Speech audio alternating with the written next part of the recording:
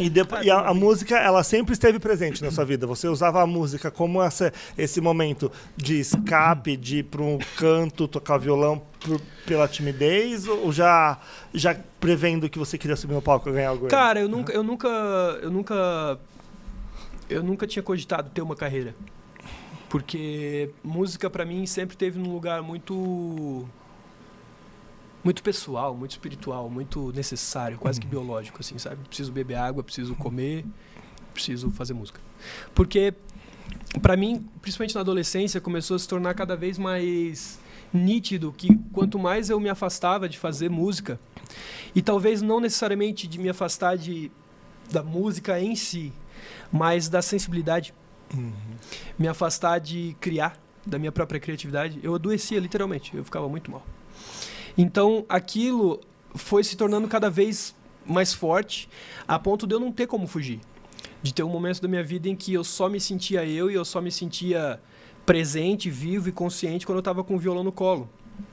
Então, dessas experiências que eu acabei vivendo na minha adolescência e tudo mais, eu comecei a escrever muitas das histórias que eu vivi, a imaginar muitas histórias, a brincar muito com as palavras e ter super-heróis dentro da música, né? Como eu sempre tive, de várias referências e influências, e aprender ouvindo esses artistas a desenvolver um jeito que eu achasse cada vez mais legal de ouvir as minhas próprias músicas, assim.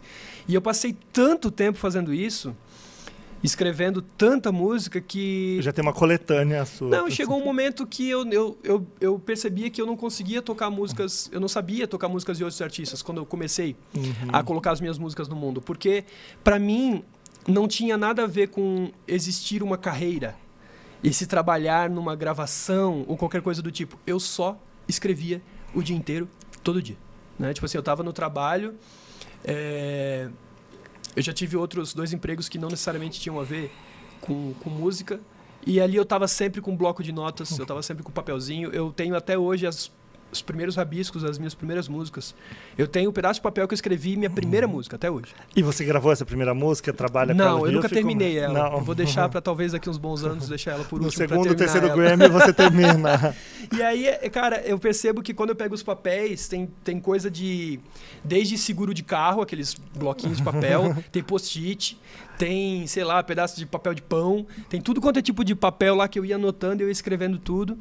E depois de um tempo, isso se tornou uma carreira e eu percebi que existem vários outros desafios e coisas muito legais que eu posso ver como está aqui conversando com você, por exemplo, que você tem que se doar e você tem que acessar, às vezes, uma parte vulnerável que a própria sensibilidade te dá, né? Quando você se abre para escrever uma música, quando você se abre para criar artisticamente, criativamente falando, você também se torna um pouco mais vulnerável. Então, essas questões vêm, por exemplo, as questões de sei lá, subir num palco, por exemplo, se apresentar, performar, cantar, autocobrança, essas coisas todas. Mas no final, quando a gente olha para trás e tenta recuperar o que fez a gente pegar aquilo pela primeira vez, sabe, o violão, e escrever uma canção, você entende que é muito mais simples, que é muito mais, até mais fácil do que a gente que vai criando ao longo dos processos os próprios problemas, né, dos processos. Então, quando a gente fala de música, o cerne da coisa é muito próprio de cada um e é muito simples,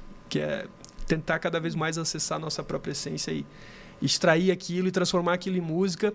E se aquilo vai atingir... Eu sempre tive isso muito na minha cabeça, por isso que cada vez com uma notícia como a do Grammy é muito forte e é muito grandiosa. Se 100 pessoas estiverem ouvindo a minha música, eu vou estar muito feliz.